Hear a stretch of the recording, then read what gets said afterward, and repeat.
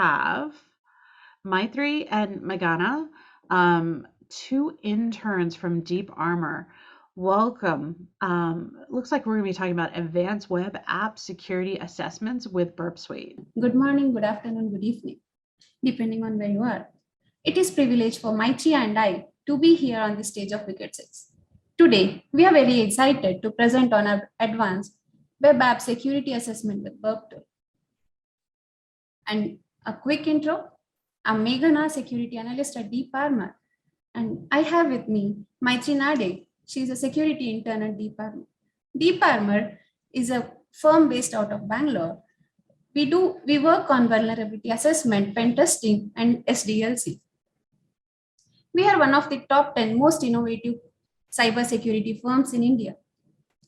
Okay, we have roughly about 28 minutes. We are going to talk a lot about Burp tool and web app pen testing. Let's start with it. What's a web application? A web app is self-contained subtree of a website. It uses servlets, JSPs, filters, and any other Java code that provides a response to client that makes a HTTP request. Now comes the question, why should we care? As we know, in this era of digitalization, all our confidential data is on cloud now. We are moving to cloud. Most of these softwares and hardwares are web apps, integral to web apps. Okay. So vulnerability or data breach in any application may severely affect our privacy, financial cost to the company, and business image. So now let's understand what is OWASP top 10 list. Let's take a look at OWASP top 10. Most critical risk document. This document contains the most critical risks. The document is globally recognized by developers as a first step towards secure coding.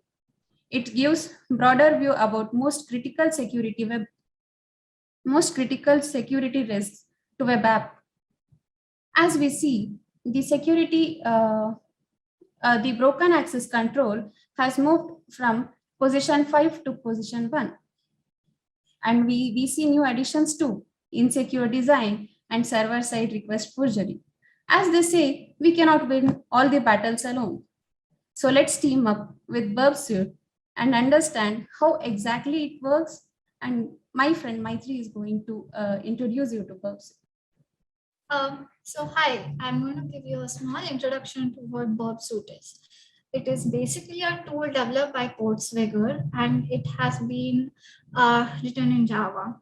It is used to perform security testings on web applications and security web applications. And it is really useful because it can be used to perform the entire testing process. That is from initial mapping and analysis of attacks on a web app, attack surfaces, to finding and exploiting these vulnerabilities. So one of the most useful applications of Burp is that Burp can act as an interceptor between the browser HTTP request and the server's HTTP response. So when a user wants to have an interaction of any sort with a web browser, it sends HTTP messages through a request form.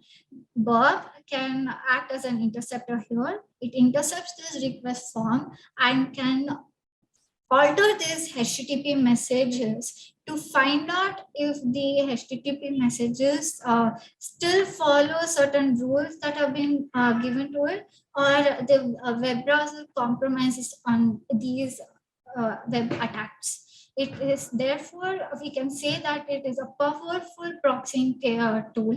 It can also automate scans for you, and it has CI/CD capabilities. Therefore, it makes an extremely good tool for any sort of web app pen testers. So let's look into how to use this Burpsuite. Portswigger has a website where we can install this Burpsuite application. It has two types, that is the free edition or the professional edition. The free edition is a good start for any new security analysts in the field. It has all the basic Bob tools like proxy, sequencer, decoder, etc.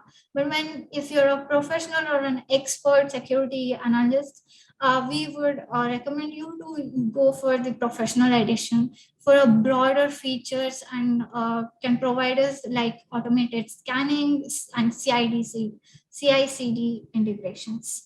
So let's dive into how Bob is set up and different tools we can find on Burpsuite. The setup is very basic. It only requires Java to be there on your PC. It is supported on Linux, Windows, and Mac OS. Previously, the Burpsuite required you to set up a certificate for proxying, which can still be used. Otherwise, nowadays the latest version of Burp has its own inbuilt browser, which is more of a preferred way to use it. Coming to the modules or the features of Burpsuite, the most commonly used features are proxying, extender, comparator, logger, sequencer, repeater, and etc.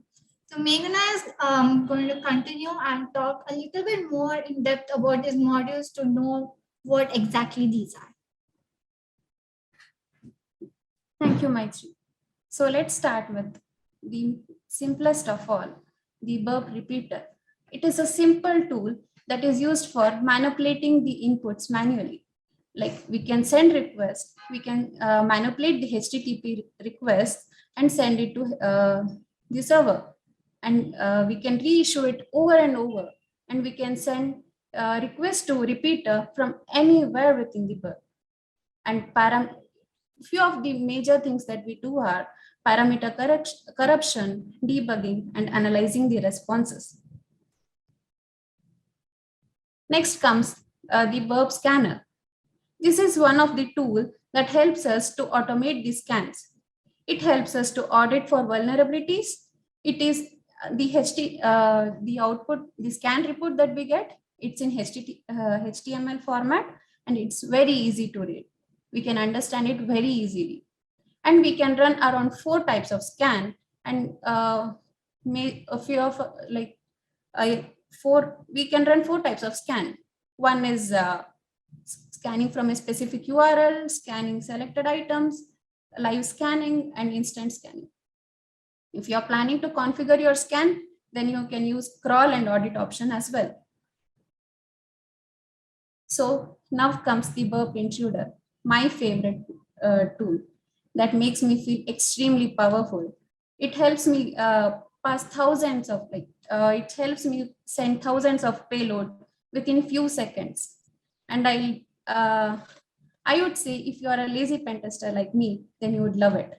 You can just customize your payload and select the positions, input fields where exactly you want to send your payloads, and just click on the attack. And you are going to get the final report. So now Maithri is going to help us with the extender tool. So Burp Extender is the most useful tool available on Burpsuite. It helps us to extend the Burp's functionality by using your own or a third-party code. Burpsuite has a B app store where we can install these third-party codes or these extensions, which basically helps us in easing the process on whatever process we use on Burpsuite. Like modifying HTTP requests and responses, customizing the UI, and adding custom scanner checks. Burpsuite helps us in also looking in detail about what all extensions we have installed, looking into details about these extensions and keeping a track of them. Burpsuite also allows us to write our own code and submit it as an extension to the B App Store. Now let's look into another tool called Burp Comparator.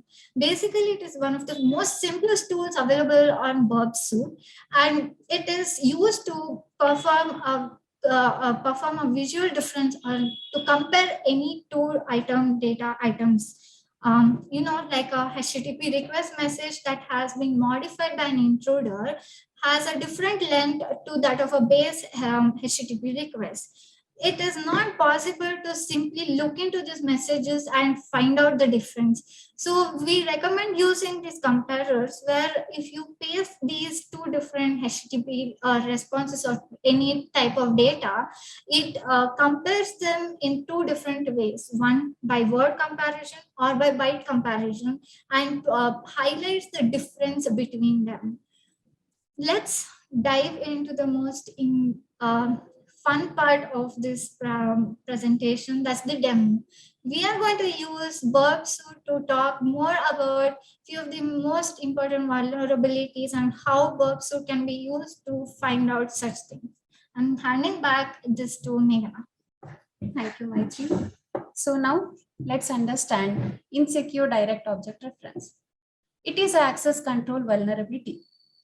How exactly this vulnerability arises?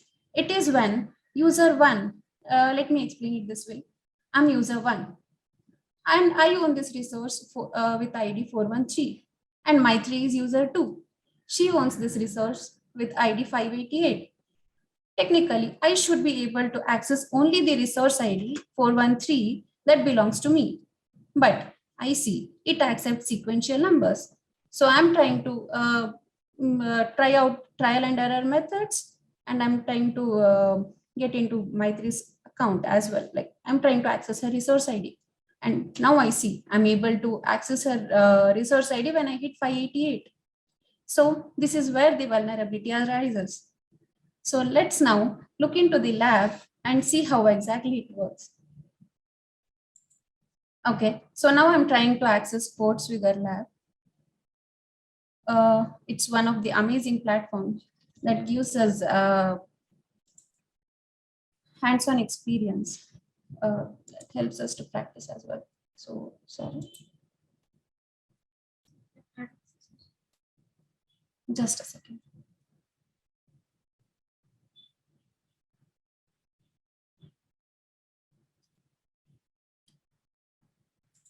Yeah, this is the lab.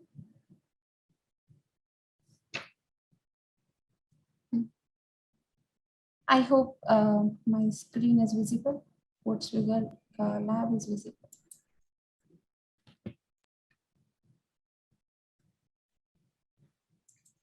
It looks like it's working, right? There you go. Okay. So now I'm going to log into my account. Okay, my account name, it's Meener, and okay,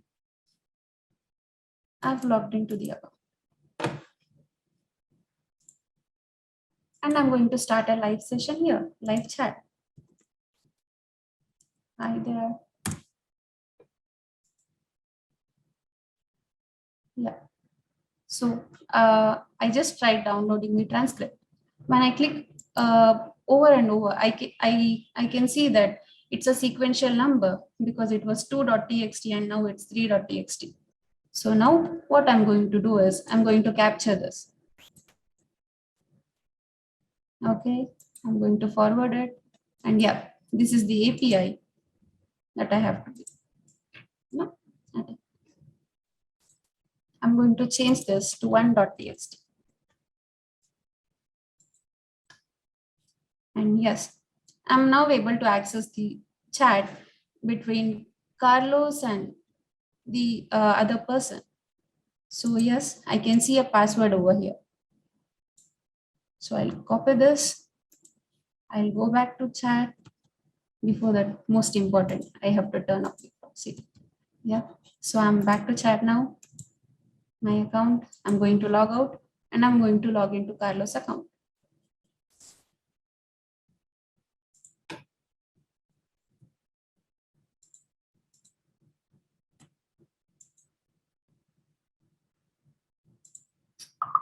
Yes.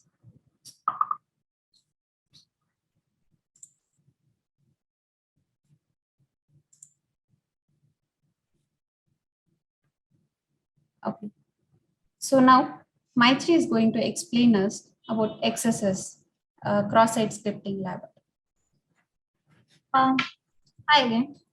So let me go back to my PPT to share what it is. What I'm going to talk about cross-site scripting, what it is. So basically, cross-site scripting is a type of vulnerability found when an attacker can intercept any sort of interaction between the user and the browser. So it can inject malicious script like JavaScript to and any sort of interactions like a search button or an input where the browser asks the user to interact with it, and by this and user can be attacked with any sort of information. There are three types of accesses. One is the reflected cross-site scripting, second is the stored cross-site scripting, third is the DOM-based cross-site scripting. First is reflected accesses, where the malicious script vulnerability happens when a malicious script is injected, or it can happen through a current HTTP request form.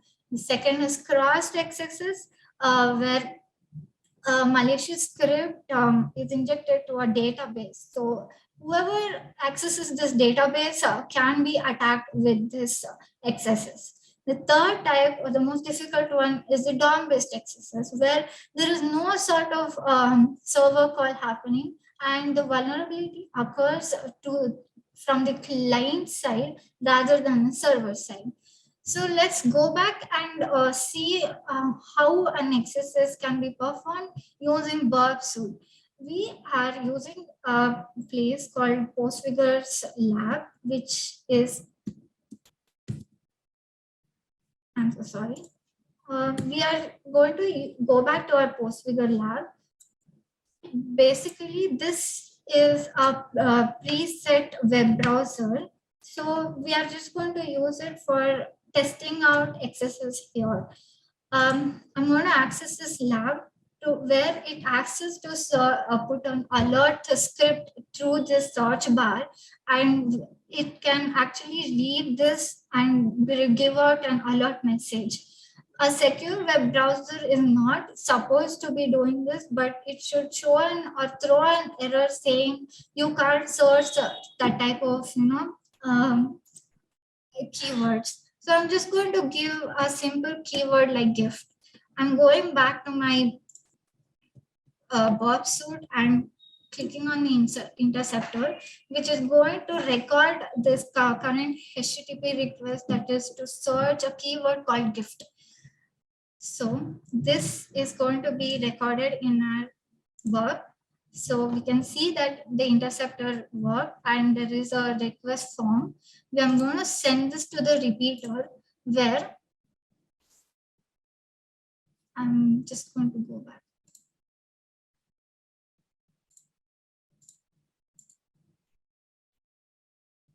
Okay, so there was a small mistake. I'm just going to switch it off and run this again. This happens when we try to do two other things at the same time. I'm going to click on this interceptor and I'm going to search, which is going to give us the request HTTP request form. We can see that it searched for a keyword called gift. So I'm going to send this to the repeater,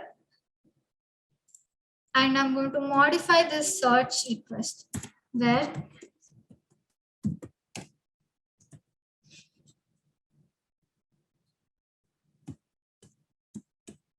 I'm going to modify this by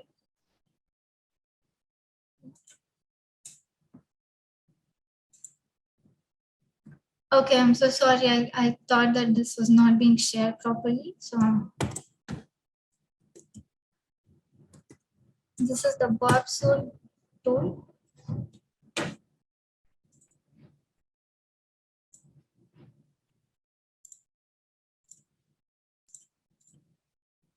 Here, this is my HTTP request form. Here there was a gift keyword which I modified to a script, and I'm going to send this to get back a response from my web browser server. So if we search for a keyword called alert, we can find this.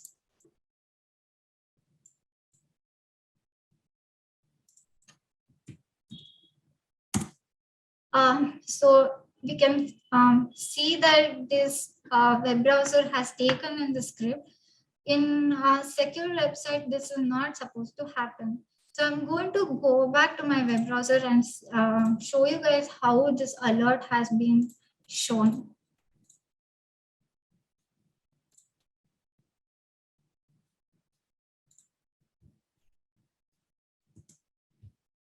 Voila. So alert has been shown here.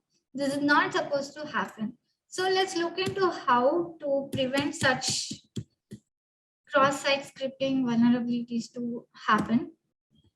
There it can be a little tricky to prevent this. There are multiple ways or a combination of methods to inculcate to prevent such excesses attacks to happen.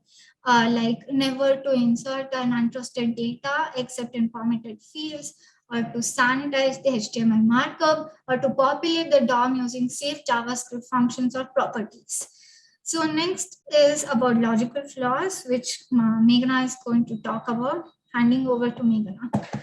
Thank you, Maithri. I guess I missed out on talking about defenses to avoid IDOR attack. Let me cover it first. Sorry for the mistake. Yep. We have to make sure that we don't, we have to make sure that IDs are not in serial number. It should be in randomized format. And we have to make sure the data is accessible only by the legitimate user. We have also the third point, exposing direct object references is most important of all.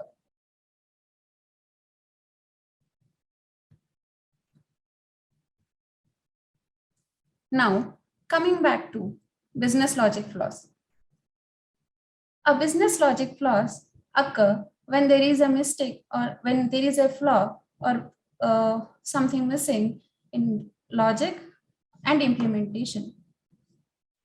So how do we deal with it? What happens if it is not fixed? A malicious user or an attacker like or some attacker like me would buy something that's very costly for an amount that is very less, and it would lead to unintended actions and business logic implement anything. So let's look into the lab and see how exactly this works.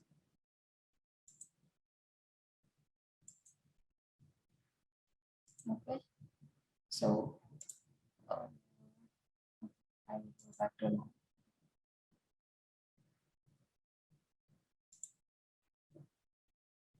Process.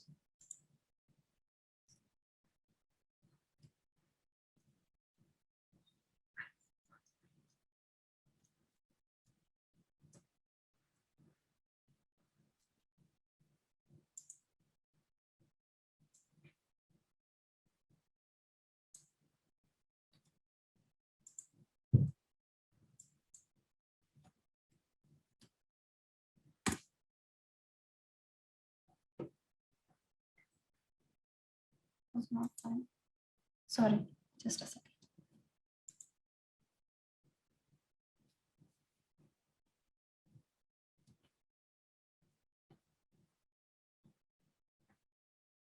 Yeah, excessive trust in client side. In this lab, we are going to buy a lightweight elite jacket, and we are supposed to buy it for $1337. But I'm trying to be a hacker here, and I'm going to buy it for really low price. Okay, this is the jacket. I'm going to buy it for Mansi for providing us this opportunity. Okay, and yeah, this is the jacket, and I'm going to add it to the cart. Intercept is on, and I'm going to add it to the cart. Yeah. So I've captured this API here. And I see that this is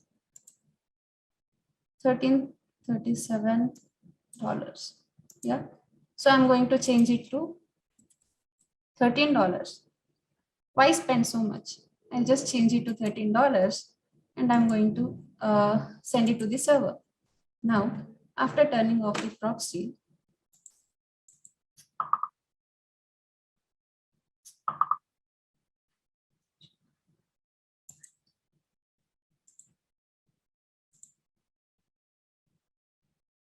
I have turned off the intercept here. So now let me get back to the website.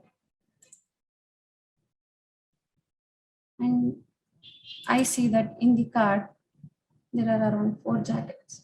I'm going to place an order. Oh, my account. Sorry, I missed out on that one.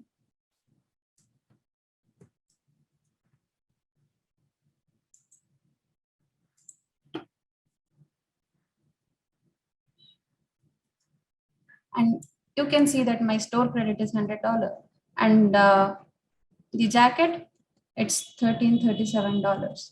So I'll go back to Burp and change it to $1 maybe or $13, and I'm going to send a request. Yeah. So and I'm going to open a response.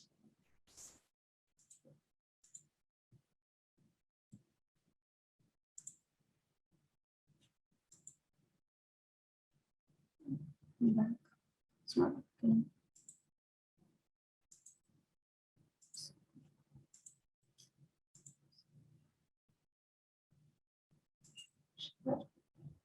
I hope my screen is visible.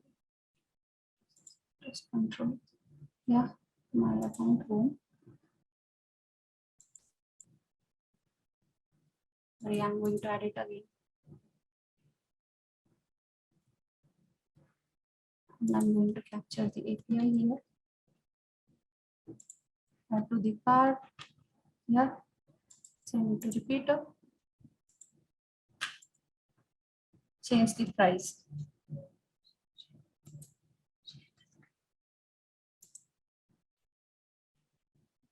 Burpsuite.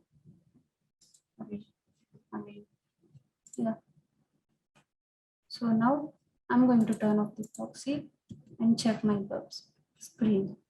I see that there are 3 jackets in my cart and I'm going to place the order.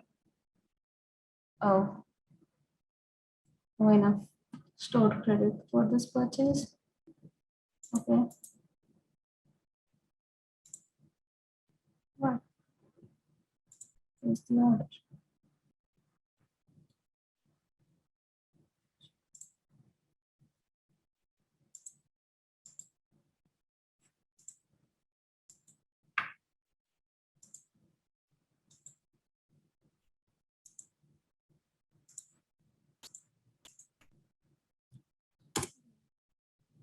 Yeah. So yeah, I'm going to check out this cart again. Let's see. Yeah. Bingo. I was able to order 2 jackets for just $0.2. So now let's look at how to yeah.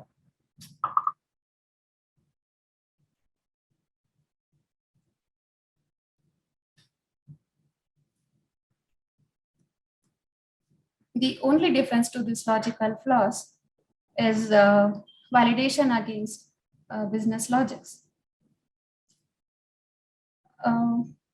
This is where SDLC comes into the picture. Not everything can be done through automation.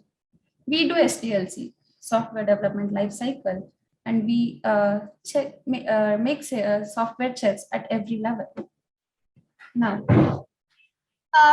to conclude with, we have seen in this presentation what a web application is, what are the OWASP guidelines, what is the Burpsuite, the tools used in Burpsuite, and how powerful Burpsuite is, and why a pen tester should have it in their toolkit.